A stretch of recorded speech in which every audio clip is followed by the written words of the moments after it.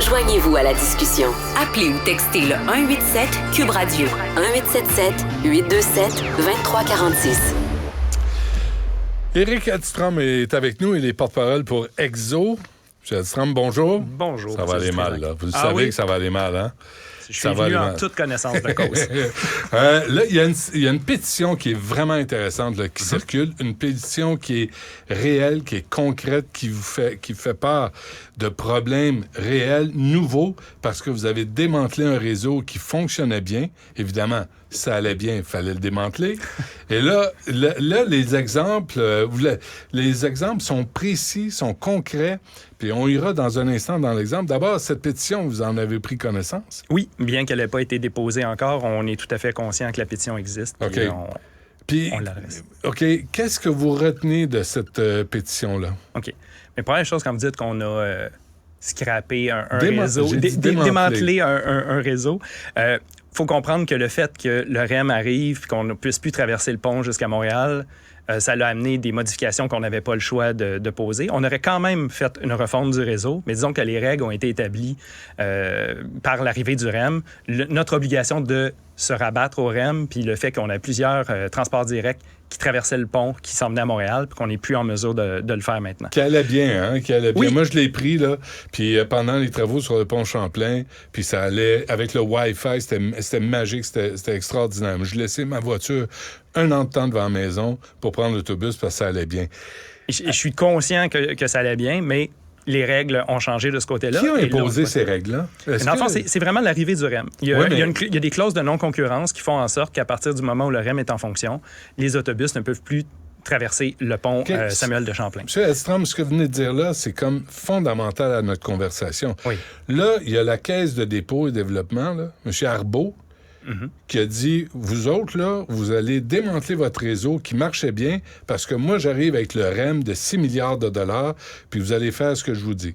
En gros, c'est ça. C'est résumé, mais c'est ce que ça voulait dire. C'est surtout, on ne peut pas traverser le pont pour construire un service direct. Vous devez vous rabattre aux stations du REM qui vont devenir maintenant des hubs de transport. Ça impactait sur la Rive-Sud, nous et le RTL. Ouais. Les deux, on a modifié notre réseau. Ça veut dire que tout est configuré de façon à ce que les autobus vous amènent soit au 10-30 ou soit... Oui. Soit à la station Brossard, soit au terminus Panama, ou le terminus Longueuil existe encore là, pour les clients de la Rive-Sud qui sont desservis par le RTL. OK. Comment vous avez réagi, vous, chez Exo, quand on vous a dit ça? Je veux dire, c'est imposé. Donc, on a travaillé à le faire. On voulait faire une refonte de notre réseau. Ça, c'était dû parce que quand Exo a été créé il y a 5 ans, on a intégré 13 communautés de transport qui étaient dans les différentes villes. Donc, il y avait des numéros d'autobus qui étaient dédoublés. Il y a des parcours entre villes qui n'existaient pas. Donc, on s'est dit, il faut à terme que tout notre réseau, Rive-Sud, Rive-Nord, fonctionne ensemble avec une logique, avec des numéros d'autobus qui ne se dédoublent pas et tout. Et là, comme le REM arrivait, que les règles changeaient, on s'est dit, c'est le moment de le faire. Puis quand le REM entrera en fonction, on fera notre modification pour que les gens ne subissent pas 2 changements. Mais vous avez coupé combien de services d'autobus? En fait, on n'en a pas coupé. On en a ajouté. Voici ce qui s'est passé, c'est que tous ces autobus-là qui venaient à Montréal, l'argent a été réinvesti sur la Rive-Sud, parce que vu qu'on avait pu aller à Montréal, pour améliorer la desserte. Il y a eu la pandémie qui est arrivée. Avant ça, il y avait beaucoup de transports pendulaires. On s'entend que c'était beaucoup l'heure de pointe du matin, l'heure de pointe du soir. Maintenant, avec le télétravail, avec les cours à distance, avec la population qui vieillit et qui se déplace le soir, la fin de semaine, il y a une partie de ce réinvestissement-là qui fait en sorte que dans le secteur de la Rive-Sud en question, on a des services qui n'existaient pas avant, notamment le soir et la fin de semaine. Puis... Mais je vous arrête parce que c'est exactement ce qu'on vous reproche. Parce qu'il y a des exemples concrets dans cette pétition qui dit, mais mes enfants, mon gars, ma fille va au cégep Édouard-Montpetit, ça termine à 18h, l'autobus est à 19h15, il prend 1 heure pour faire le projet jusqu'à Delson. L'an dernier, il y avait un bus à 18h25, ça prenait 35 minutes. Le nombre d'exemples concrets, précis de Saint-Constant, de Sainte-Catherine, de Delson, de Candiac, de La Prairie, qui vous disent la même chose. Votre système, ça marche pas, ça augmente le temps de voyagement, ça nous encourage à prendre notre voiture. Je suis conscient de ces exemples-là. Je trouve ça déplorable que des gens trouvent que ça les incite à prendre la voiture. Non, mais les autobus sont pleins, les autobus sont en retard. Vous le savez. On a ça. Okay. Il y a plein de choses qui sont intégrées là-dedans, là, sans vouloir faire d'amalgame. On s'entend qu'il y a une pénurie de main-d'œuvre qui fait en sorte qu'on ne déborde pas de chauffeurs d'autobus puis d'autobus et tout. Ça, c'est une portion qui peut avoir... avant, ça allait bien. Là. Avant, vous étiez à l'heure, puis il y avait les services. Et sincèrement, tout le monde avait l'air très, très satisfait des services. On comprend. Donc, on a amené des modifications. Ce qui est arrivé, c'est qu'on a planifié pendant 3 ans cette refonte-là. On a fait des consultations publiques. On a consulté les élus. Les gens sont venus quand on a fait les consultations, ce qui était important pour eux, ils nous l'ont dit, c'est, étant donné que le REM va arriver, étant donné qu'il y a des rabattements comme ça, on veut réduire le nombre de correspondances. Je veux pas prendre 3 autobus pour me rendre en ville ou aller ailleurs. Ce qui a fait en sorte que quand on a modifié notre réseau, on s'est arrangé pour avoir des lignes le plus direct possible. L'autre chose qui a été demandée par les gens aussi, c'est mais attendez, plus direct possible pour le REM. Pour le REM. Mais les gens, là, ils s'en allaient en ville. Ils s'en viennent travailler à Montréal. Mais là, ils sont obligés de faire un transfert dans le REM pour s'en venir à Montréal. Tout à fait conscient de ça. C'est qu'il y a un changement... Parce que là, en ce moment, on a des critiques qui sont dressées au niveau d'Exo, parce que notre service d'autobus a été modifié. Mais en fait, c'est le mode, comme je dis, le cocktail de transport qui a été modifié. C'est que maintenant, il y a le REM qui amène une transition à laquelle on n'a pas beaucoup de choix de s'adapter à ce niveau-là. Puis on a essayé de réduire l'impact sur les personnes. Ceci dit, c'est l'ensemble des autobus de ce secteur-là, c'est 68 lignes. Elles ont toutes été revues et modifiées. Comme je disais, on a consulté, on a travaillé pendant 3 ans. On a mis ça en route il y a 1 mois, le 31 juillet. Le REM est arrivé assez rapidement. La date est arrivée. On a été le plus agile possible. On a mis ça en place en sachant qu'il allait avoir des choses que, sur papier, ça fonctionne, on a des modèles, on a testé, on arrive dans la vraie vie, puis on se rend compte que, tel autobus, oui, effectivement, il est plein. Oh, cet autobus-là finit un peu trop tôt et tout le kit. Ce que je dis, c'est on a pris 3 ans pour le préparer. On voudrait avoir une saison pour le mettre en place, le tester et amener nos modifications. Dans le fond, on prendra pas 3 ans pour le faire, on s'entend? Ouais. Donnons-nous jusqu'à la fin de l'automne. La rentrée scolaire est commencée depuis une semaine ou 2. La vraie a commencé. On prend note de tous ces commentaires-là. De tous les exemples-là. Oui. Dans le fond, c'est M. Arbault qui devrait être assis à votre place, parce que c'est lui qui vous a imposé tout le démantèlement du réseau. On reste responsable de notre réseau. On a fait au mieux avec les contraintes qu'on avait à ce stade-ci. Qu'on nous a imposées. On travaille à améliorer le réseau parce qu'on voulait le faire et on va continuer de le modifier en fonction des commentaires des personnes. On les reçoit, on a pris conscience de la pétition. On sait qu'il y a des étudiants qui trouvent que l'heure de pointe termine trop tôt et tout. C'est tous des ajustements qu'on va voir. Puis ça me ferait plaisir de revenir plus tard cet automne à votre émission pour en reparler si vous voulez. On va faire ça.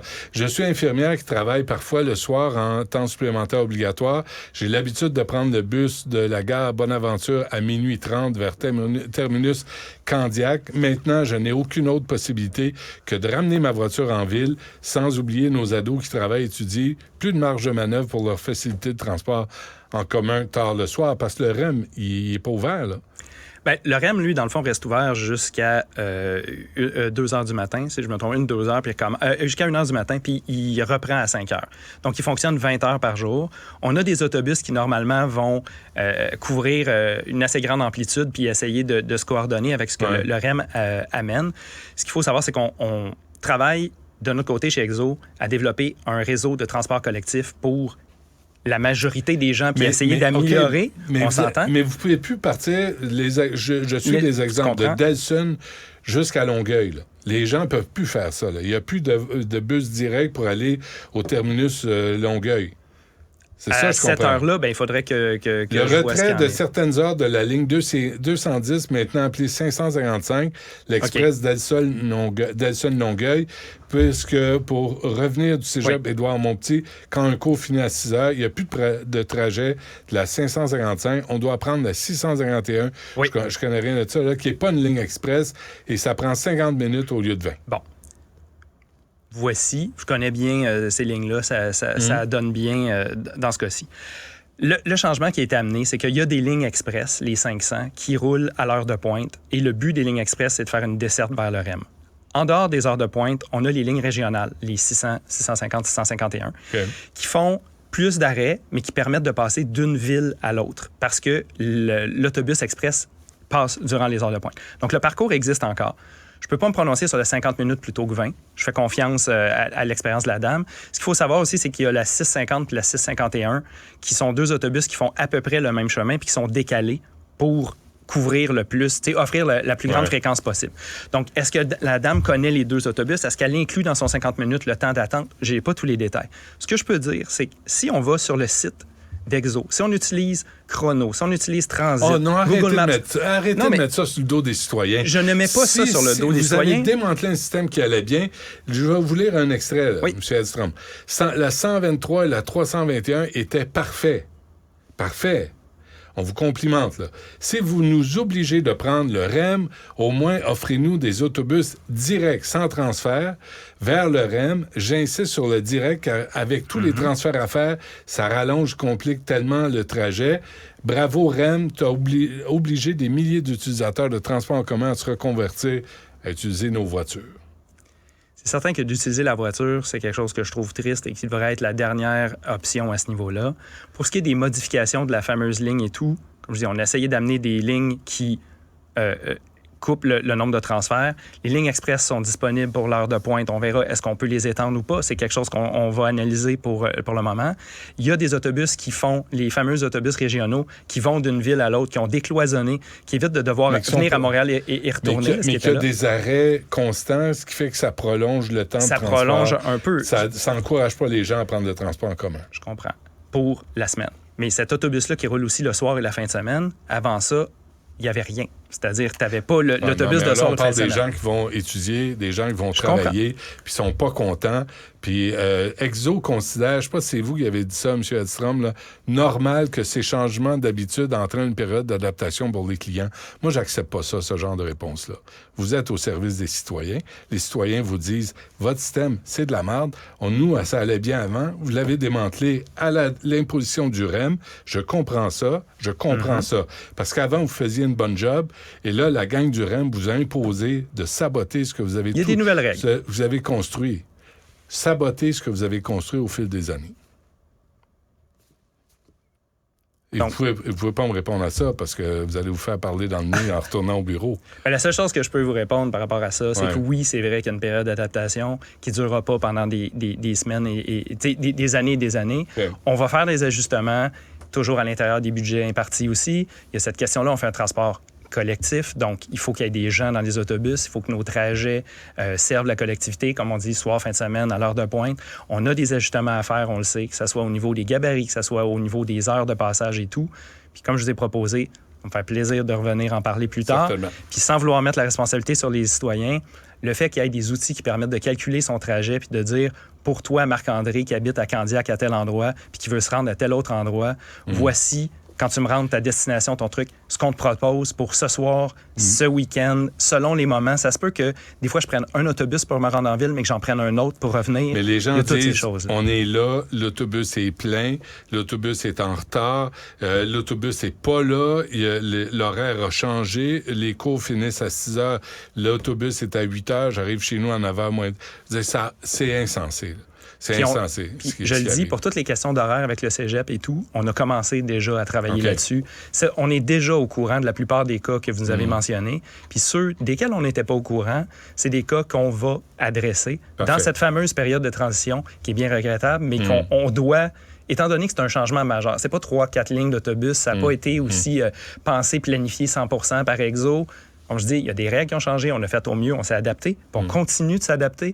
Puis je pense que d'ici la fin de l'automne, on devrait être capable de répondre à une majorité, parce que c'est l'enjeu aussi du transport collectif. C'est certain que tout le monde ne pourra pas avoir le meilleur réseau possible, mais nous, on est conscients, on est confiants d'offrir un réseau qui est le meilleur pour la majorité des personnes. Les gens aimaient comment ça fonctionnait avant.